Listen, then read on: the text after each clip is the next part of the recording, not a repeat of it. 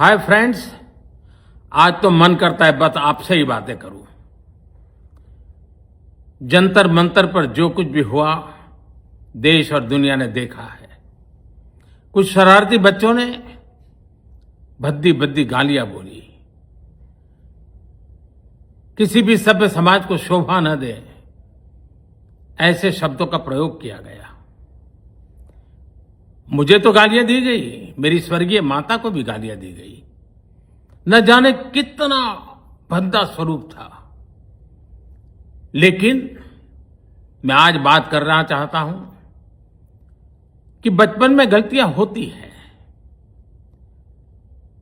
और बचपन में गलतियों से सुधरने का अवसर भी होता है, और यही तो बचपना है। और इसलिए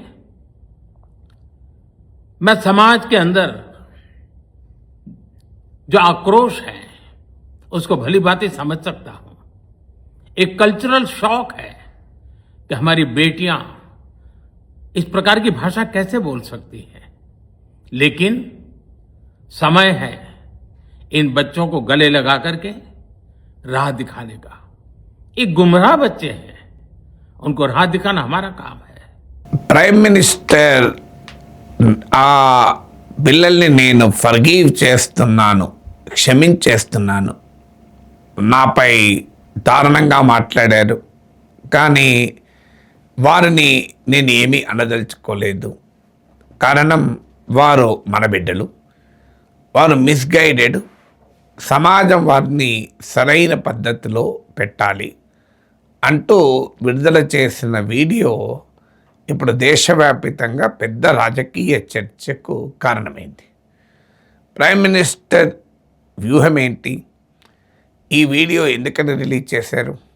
ఈ వీడియో రైజ్ చేస్తున్న అనేక ప్రశ్నలు ఏంటివి? మొదటగా ప్రధానమంత్రి పైన కావచ్చు, ఇంకెవరిపైనైనా కావచ్చు, మరీ ముఖ్యంగా దేశ ప్రధాని పైన ఎవరైనా అబ్యూజివ్గా మాట్లాడితే తప్పనిసరిగా మనం ఖండించాలి. ఎట్టి పరిస్థితులు అంగీకరించకూడదు. నరేంద్ర మోడీ విధానాలపైన విమర్శలు చేయవచ్చు, ప్రశ్నించవచ్చు. ప్రైమ్ మినిస్టర్ను కూడా మన ప్రజాస్వామిక రాజ్యాంగ అవకాశాన్ని ఇస్తోంది. కానీ అసభ్యకరంగా దేశ ప్రధాని పైన మాట్లాడడం ఖచ్చితంగా అభ్యంతరకరం. ఆ మాటకొస్తే ఎవరిపైన మాట్లాడినా అభ్యంతరకరం. ప్రధానమంత్రి హోదా రీత్యా, ఆయన ప్రతిష్ట రీత్యా మరీ ప్రమాదకరం. సో ఇక్కడ వరకు ఎవరికీ భిన్నాభిప్రాయం ఉండాల్సిన అవసరం లేదు. కానీ మరి ప్రధానమంత్రి ఈ వీడియో రిలీజ్ చేయడంలో ఉన్న రాజకీయ వ్యూహం ఏంటి? సో ఈసారి 12 ఏళ్ల మోడీ ఈ ప్రధానమంత్రిగా ఉన్న రోజుల్లో ఏనాడు కూడా నరేటివ్ వార్లో వెనకబడిన సమయంలో కూడా తిరిగి దాన్ని వ్యూహాత్మకంగా పైచేయి సాధించారు. డిమానిటైజేషన్ అందుకు ఉదాహరణ, ఫార్మర్స్ ప్రొటెస్ట్ అందుకు ఉదాహరణ. తన వ్యూహాత్మక చర్యల ద్వారా ఒక సంక్లిష్టమైనటువంటి పరిస్థితుల్లో కూడా పైచేయి సాధించడం అనేది నరేంద్ర మోడీ ప్రత్యేకతగా ఉంటూ వచ్చింది. మొదటిసారి జెన్జీ మూమెంట్ మోడీని, భారతీయ జనతా పార్టీని తాను అనుసరించేటువంటి వ్యూహాల్లోనే ఎదుర్కొన్నారు. తాము అనుసరించేటువంటి లాంగ్వేజ్ ఆఫ్ పాలిటిక్స్లోనే ఎదుర్కొన్నారు. పబ్లిక్ పర్సెప్షను, నరేటివ్ బిల్డింగ్, ఇందులో బీజేపీని మించిన పార్టీ లేదు. సోషల్ మీడియా క్యాంపెయినింగు, సోషల్ మీడియా ద్వారా సమాజంలో ఒక పబ్లిక్ పర్సెప్షన్ను మ్యానుఫ్యాక్చర్ చేయడంలో భారతీయ జనతా పార్టీకి ఉన్న ఎక్స్పర్టీస్ ఎవరికీ లేదు. ఈసారి సోషల్ మీడియాని ఉపయోగించుకొని జెన్జీ బీజేపీ నరేటివ్ను, మోడీ నరేటివ్ను పంక్చర్ చేసింది. చివరకు భారీ ఎత్తున లక్షలాది మంది యువతను సమీకరించగలిగి దేశ ప్రధానినే దిగివచ్చేలా చేసి తన కేబినెట్ మంత్రిని వదిలించుకోవాల్సిన పరిస్థితికి నెట్టివేయబడింది. అనివార్యమై రాజకీయంగా ఒక అడుగు వెనక్కు వేసిన బీజేపీ, నరేంద్ర మోడీ ఈ ఓటమిని అంగీకరించలేకపోతున్నారు, డైజెస్ట్ చేయలేకపోతున్నారు. అది కూడా దీని రాజకీయ ఇంప్లికేషన్ ఏమై ఉంటుంది అన్న ఆందోళన బీజేపీలో కనబడుతోంది. అందుకే ప్రధానమంత్రి రంగంలో దిగి జెన్జీతో నేరుగా సంభాషణ మొదలుపెట్టారు. నెల రోజులకు పైగా ఇంత జరుగుతున్నా ఏమీ తెలియనట్లు మౌనంగా ఉన్న నరేంద్ర మోడీ ఒక్కసారిగా మై డియర్ ఫ్రెండ్స్ అంటూ మిడ్ నైట్ వర్టికల్ వీడియోలతో ప్రత్యక్షమైతే వరుస పెట్టి ఇప్పటికీ 5-6 వీడియోలు చేశారు. సో ఈ వీడియోలలో లాంగ్వేజ్ చూసినా, శైలి చూసినా, చేస్తున్న ఫ్రీక్వెన్సీ వీడియోలు చూసినా క్లియర్గా జెన్జీలో తాను కోల్పోయాననుకుంటున్న మద్దతును తిరిగి కూడగట్టుకోవటానికి ఒక పెద్ద ప్రయత్నం మోడీ నాయకత్వంలో బీజేపీ చేస్తుంది. ముఖ్యంగా నరేంద్ర మోడీ చేస్తున్నారు. అందుకే తన మంత్రులకు కూడా ఇన్స్టాగ్రామ్లో రీల్స్ చేయమని ఉద్బోధించారు. సో అందువల్ల లాస్ట్ గ్రౌండ్ రిగెయిన్ చేసుకోవడం అనేది ఇప్పుడు మోడీ ముందున్న ప్రత్యేక సమస్య. ఎందుకంటే భారీ ఎత్తున 30 కోట్ల మంది యువ ఓటర్లు ఉంటారు. సో నరేంద్ర మోడీ విజయ రహస్యంలో ఈ జెన్జీని అట్రాక్ట్ చేయడం ఒక కీలకమైన అంశం. అందువల్ల తన మద్దతుదారులైన కాన్స్టిట్యున్సీ, తన రాజకీయంగా పైచేయి సాధించిన పిచ్ పైన తనకు దెబ్బ తగిలిన వాస్తవాన్ని గుర్తించినటువంటి నరేంద్ర మోడీ కౌంటర్ స్ట్రాటజీని అమలు చేశారు. ఈ కౌంటర్ స్ట్రాటజీలో భాగంగానే వర్టికల్ వీడియోలు, ఇన్స్టాగ్రామ్ వీడియోలు వరుస పెట్టి వస్తున్నాయి. ఇప్పుడు క్షమించాను అని చెప్పే వీడియో కూడా ఒక పాలిటిక్స్ ఆఫ్ విక్టిమ్హుడ్, తానే బాధితుణ్ణి అని సమాజం ముందు ఉంచటానికి జరుగుతున్న ప్రయత్నం. సో తాను ఇప్పటిదాకా దేశ యువత మోడీని ప్రశ్నించింది. ఈ రిప్రెషన్, భయంకరమైన నిర్బంధాన్ని ప్రయోగించడాన్ని నిందించింది. పెల్లెట్ గన్లను వాడడం పైన మోడీ ప్రభుత్వం తీవ్రమైన విమర్శలు ఎదుర్కొంది. చివరికి సుప్రీంకోర్టులో కూడా వ్యక్తమైనటువంటి సెంటిమెంట్ చూసాం. మన బిడ్డలపైన పెల్లెట్ గన్లు వాడడం ఏంటి అనేటువంటి అంశము చాలా సీరియస్ అంశంగా ముందుకొచ్చింది.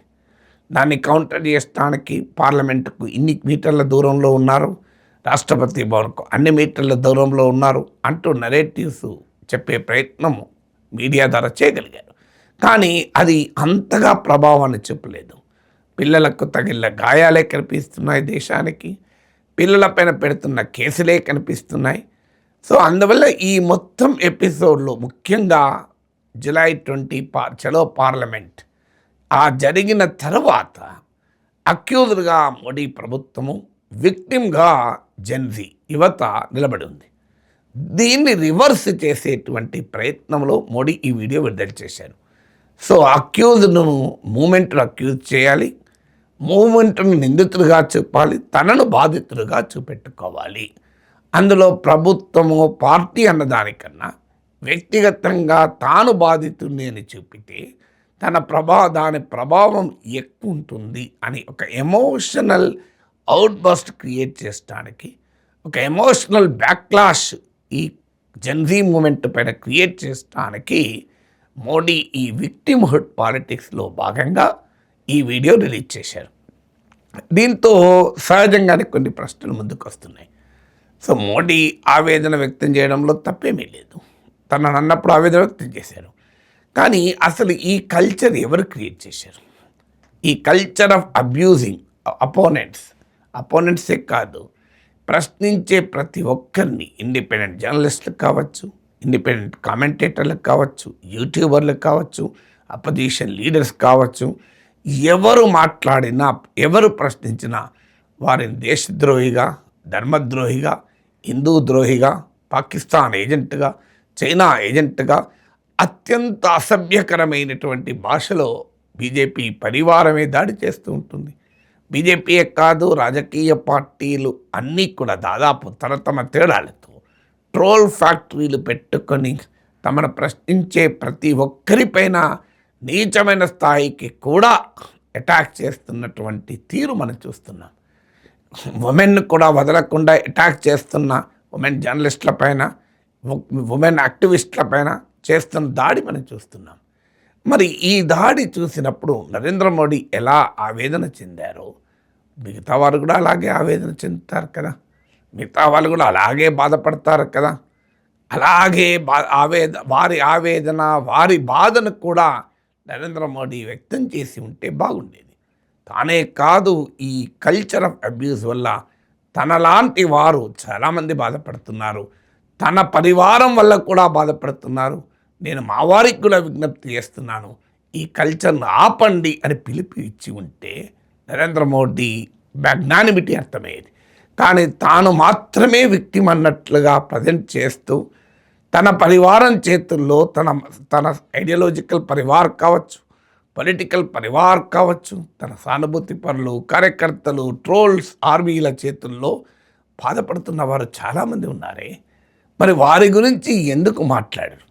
ఈరోజు పొలిటికల్ పార్టీల ట్రోల్ ఫ్యాక్టరీసే ఈ విశృంఖల విధ్వంసాన్ని సోషల్ మీడియాలో, ఆన్లైన్ మీడియాలో చేయకపోతే మన యువత ఈ కల్చర్ నేర్చుకుంటారా?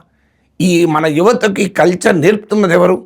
ఈ యువతరాన్ని ఇలాంటి కల్చర్కు వాడుకుంటున్నది ఎవరు? రాజకీయ పార్టీలు కావా? మరి ఆ వాస్తవాన్ని విస్మరించి తాను మాత్రమే విక్టిమ్గా నరేంద్ర మోడీ ప్రజెంట్ చేయడం పాలిటిక్స్ కాక మరొకటి ఏమవుతుంది? అదే కాదు, మరి పోలీస్ ఎక్సెసెస్ను పైన ఒక్క మాట ఎందుకు మాట్లాడారు? ఇవాళ ఆ అమ్మాయి 15 ఏళ్ళ అమ్మాయి, ఆమె జువెనైల్ జస్టిస్ యాక్ట్ ప్రకారం ఐ థింక్ సెక్షన్ 74 అనుకుంటాను, ఒక విక్టిమ్, ఒక అక్యూజ్డ్, లాకు ఒక అక్యూజ్డ్కు మధ్య ఘర్షణ, అక్యూజ్డ్ కనుక మైనర్ అయితే ఐడెంటిటీ బయట పెట్టకూడదు. ఇది రూల్. చట్టంతో ఆ మైనర్ ఫైట్ ఉన్నా కూడా ఆ మైనర్ ఎవరో చెప్పకూడదు. ఇవాళ ఆ అమ్మాయి గురించి బహిరంగంగానే వార్తలు వస్తున్నాయి కదా. ప్రధానమంత్రి ఆ మైనర్ బాలిక గురించి ప్రస్తావించే వరకు పేరు చెప్పినా చెప్పకపోయినా దేశం మొత్తం ఇప్పుడు చర్చిస్తున్నారు కదా. మరి ఇది జువెనైల్ జస్టిస్ యాక్ట్కి వ్యతిరేకం కాదా? ఇది బాలల హక్కుల విషయంలో ఉల్లంఘన కాదా? సో అది కాక పోలీస్ ఎక్సెసెస్ గురించి సుప్రీంకోర్టు కూడా పోలీస్ ఎక్సెసెస్ ప్రశ్నించింది. సమాజం అంతా ప్రశ్నిస్తోంది. నరేంద్ర మోడీ ఒక్క మాట అయినా సారీ ఎందుకు చెప్పరు? దానికి ప్రభుత్వం తరఫున అపాలజీ చెప్పాలి కదా. ఈ క్షమించమని కోరుతున్న ప్రధానమంత్రి రైతులకు క్షమాపణ చెప్పారు వ్యవసాయ చట్టాలు తెచ్చినందుకు.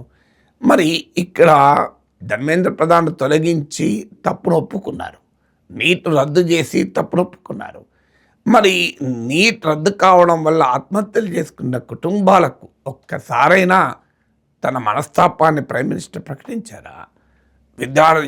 పెలెట్ గన్లకు దాడులు, పోలీసుల పెలెట్ గన్లకు బలైపోయినటువంటి, గాయపడినటువంటి బిడ్డల గురించి ఒక్క మాటైనా ప్రస్తావించారా? లాఠీలకు నేల్స్ పెట్టి భయంకరంగా పిల్లలపైన లాఠీ చార్జ్ చేసి, అది కూడా చర్చలకు పిలిచి లాఠీ చార్జీ చేసిన పోలీస్ ఎక్సెసెస్ పైన ప్రధానమంత్రి కనీసం విచారాన్నైనా వ్యక్తం చేయాలి కదా. అందువల్ల ఒక క్రైసిస్ సిచ్యువేషన్ను క్రైసిస్ కమ్యూనికేషన్ ద్వారా తనకు అనుకూలంగా నరేటివ్ను బిల్డ్ చేయాలనుకునే ప్రధానమంత్రి రాజకీయ ప్రయత్నం కనబడుతోంది తప్ప ఇది కేవలం సమాజం మిస్గైడ్ అయిపోతే ఆ సమాజాన్ని మార్చే పని చేస్తున్నట్లుగా మనం చూడగలమా? సమాజం మిస్గైడ్ అయిన మాట నిజం. మిస్గైడ్ చేస్తున్నది రాజకీయ పార్టీలు, ట్రోల్ ఆర్మీలను సృష్టిస్తున్నది రాజకీయ పార్టీలు, ట్రోల్ ఆర్మీలను దేశం మీద, సమాజం మీద వదిలింది రాజకీయ పార్టీలు.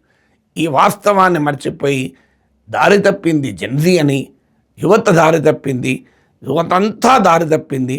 ఆ యువతను దారిలో పెట్టే బాధ్యత తీసుకున్నట్లుగా ప్రైమ్ మినిస్టర్ చెప్పడం ఇది పాలిటిక్స్ కాదా?